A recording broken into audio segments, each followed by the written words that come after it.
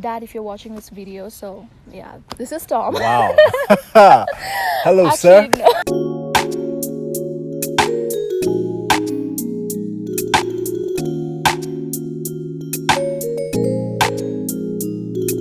Hey guys, welcome to our channel. This is Chennai to Lagos. I am Tommy Day.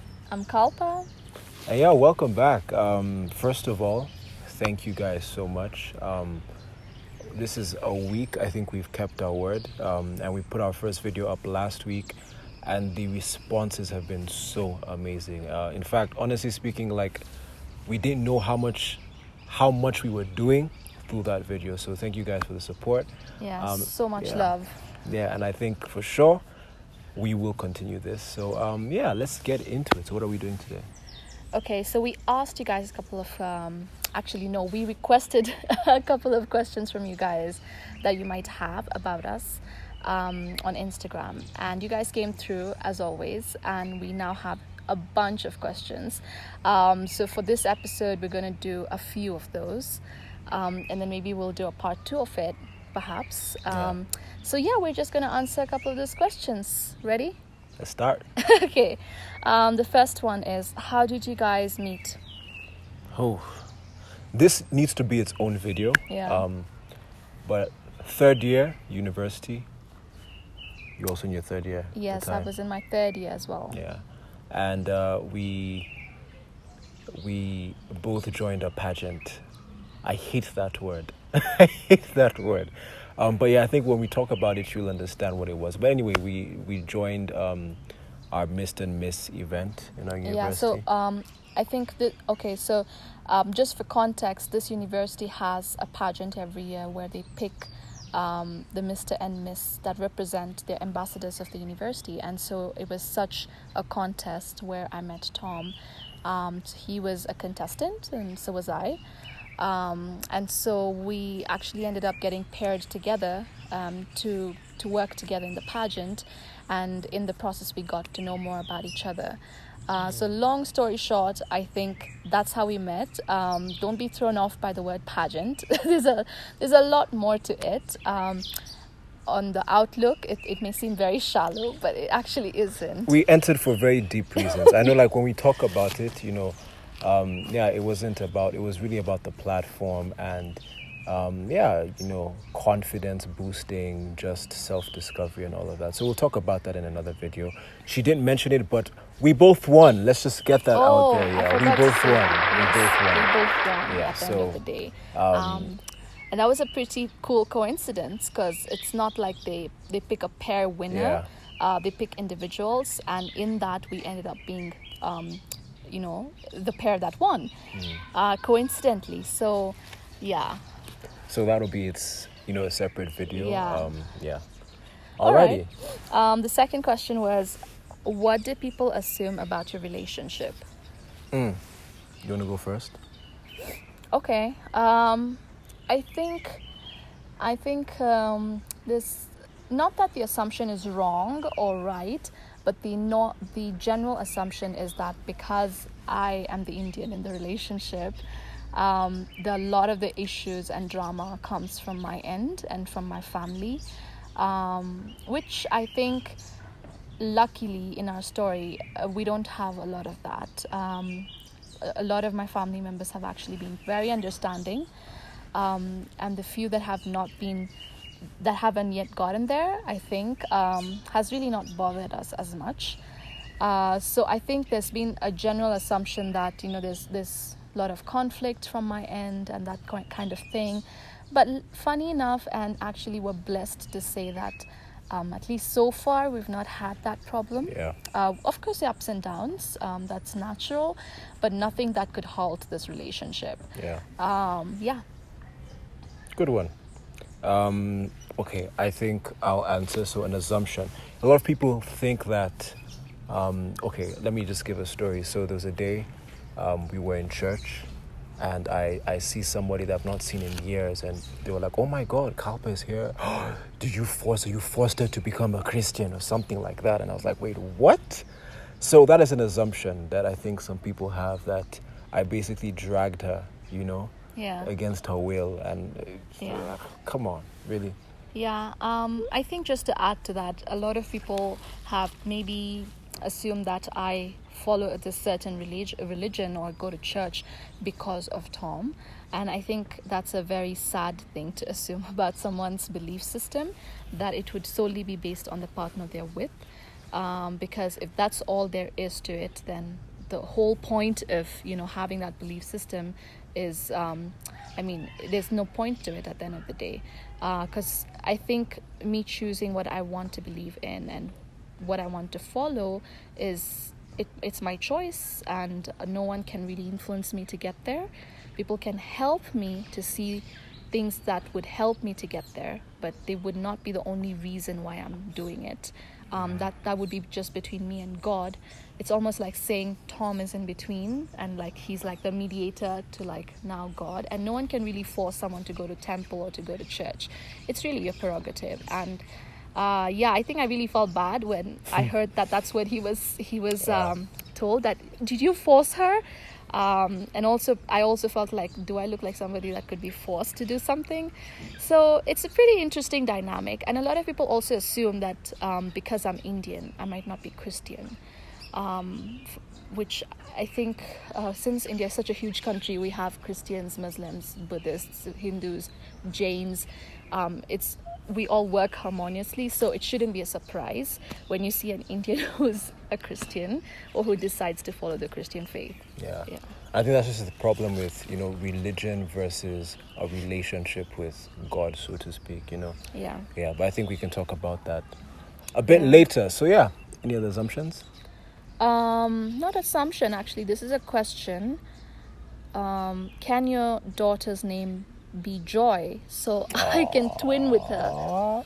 No. And the person who wrote this, I know you're probably looking at this and you're angry.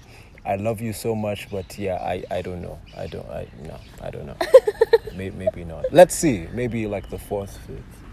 What? Okay. Yeah. Okay, this is an interesting one. How did your parents react to your relationship? And there's a subcontext to it. Just because I know how, quote unquote, Southie parents are, girl, I know who you are and I know what you're talking about. So since I'm from the south of India, just the general stereotype and general way of living that comes mostly from our parents. First of all, being beaten by your parents is a very normal thing in my lives, and the way we are so codependent on our parents is also really just part of our culture. And to answer your question, the first person I openly said this to was my mom, and she obviously received it with a bit of skepticism, and I wouldn't blame her for that, because in generations of my family, I'm the first one stepping out of that zone, and bringing someone home who doesn't look anything like I do or doesn't even speak my language. So obviously her questions were more around how does it work, what does it mean in terms of society? And society is a common word that's thrown around in the Indian family. So she was really concerned about how Tom would fit into our culture, or how I would fit into his. Her concerns were not really regarding whether Tom is, Nigerian or African. It was more along the line of, I'm not sure how this is going to work out. And because I'm an only child, she's very protective of me. And as a mother, naturally all mothers, she wanted the best for me. And so she just didn't want me to enter into something where, it might fall apart at the end of the day, because I haven't thought of some things I should have thought about now. As for my dad, if you're watching this video, so this is Tom. Wow. Hello, sir. Actually, no. My dad knows. It's just I haven't explicitly told him. It's very odd that I'm saying this on our YouTube channel. I haven't explicitly called him and told him like the way I did to my mom. And I think it's just a bit of that inhibition, father-daughter boundaries, that I find it so awkward to tell him that this is what's happening. But he's a very intelligent man. I think he gets the gist. The dog is really on our side. That's not our dog. I don't want you guys to think we don't feed these dogs. It's not our dog. Okay, I'll just wait for a bit. Okay. Yeah, so like I was saying, I haven't explicitly told my dad the way I did my mom. And I think it's just this inhibition I have, really, father-daughter relationship. I'm his only daughter. I'm his only kid. I think I really waited for the right time up until it started to become very obvious to him what this was. And he's so fond of Tom. As much as I haven't told him, this is Tom, this is, what we have, he knows it. And, he's very fond of Tom. He's always talking to Tom on WhatsApp and, calling him and all that. So, yes, I think he's taken it pretty well. I'm blessed to have parents who have seen my side. And continue to do so. There's a lot of work that's going to go into it, and part of it is actually just YouTube, where they will actually hear a lot of our stories, and it won't be awkward, like sitting them down and telling them these things. They could watch it on their own, at their own time. And hear that I am the guy for the first time on camera. Yeah, so this is actually my prayer, that in doing this, a lot reaches out to them as well. But so far, they have been very understanding. My mom has come through. She has really started to warm up to the idea. At the end of the day, I think the whole blaming of parents, I really did that at the beginning, where I was super angry that my mom wasn't getting this thing. And then I at some point I realized, come on, these are people who have never had a son-in-law or a daughter-in-law from another part of the world. In their family, for generations, they've married within the South. People who only spoke their language, who was their religion. So imagine that shock. Generations, a whole generation has had to learn what this means. Through technology and through the way we work, and that can't be easy for sure. So I've also learned to go easy with my parents, but at the same time really standing my ground, because at the end of the day, sometimes they might feel like I'll change my mind, or this is a phase, and it's none of that. This is what I choose, and this is who I choose to be with, and nothing can change my mind from it. And it has taken them time to realize she's set. Yeah. I think also, just to add, like, honestly speaking, when you look at cultures, Indian cultures, and Nigerian cultures, because these are very, very super cultural backgrounds and nations. And the truth is, when you grow up in an environment and you've seen certain things your whole life and things have been done a certain way, you can't really blame somebody for having the, stand that they have initially. All we can do is help them see a different side. So yeah, I think that's also one of the powerful things about what we're trying to do with this channel. Because, come on, if you've grown up your whole life and you've seen people that look like you, and that's all you've known, that's all your family has known, that's all you've understood, the first time somebody steps out of that circle, you're not just going to, you have to take a step back to understand what this really means. So, Yeah.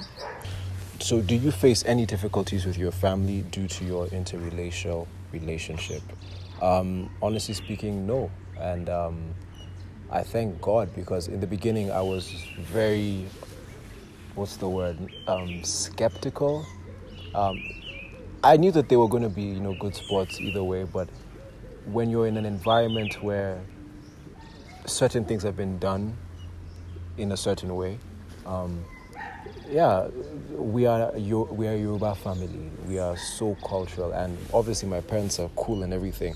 But even it's probably a me problem, not even them. But I was just like, man, what would that mean? This is a huge culture. I just didn't know what to think at the time. But they were so amazing, and they've been our biggest cheerleaders. And one of the things that had happened was when my late grandfather, before he passed away, my dad had a book launch, and at the time we weren't even dating, but we both came as Mr. and Miss. So we got a chance to, come, and we met him for the first time. Yeah. And even before then, because we had done some shows and stuff together, I would put pictures up, and he was always commenting, asking me, who is she? What's happening? Just being just the clown that he was.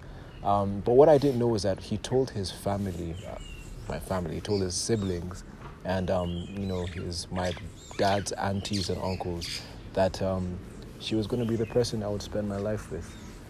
So that's amazing. Like he saw it before, I guess we did, because we weren't dating at the time. Yeah.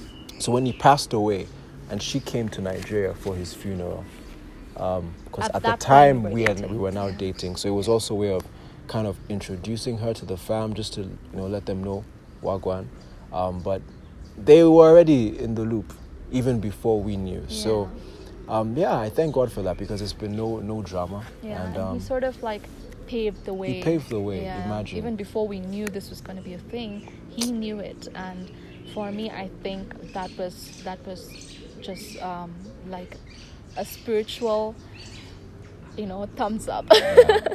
Like, this is good to go. Yeah. So we're blessed. Yeah, we are. When are you guys getting married? With that said, guys, like, subscribe, check the description. You can follow us. Our Instagram handles are there. And if you haven't, click the notification bell so you can get updates. But above all, thank you guys. This has been, as I said, the feedback we got, it's been fuel for us to make sure we did this. So we're so excited to continue this journey, and we hope that we continue to add value to your lives. So stay blessed. Thank you guys. Peace out. Bye-bye. Cheers.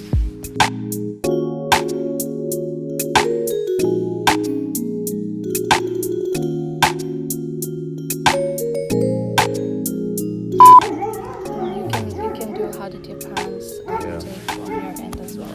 Ooh, my leg. Ow. So I'm having what's the word? My legs. The needles and pins. Pins and needles. I can't feel my leg right now. I'm in pain. That's what I'm trying to bring out. I'm in pain.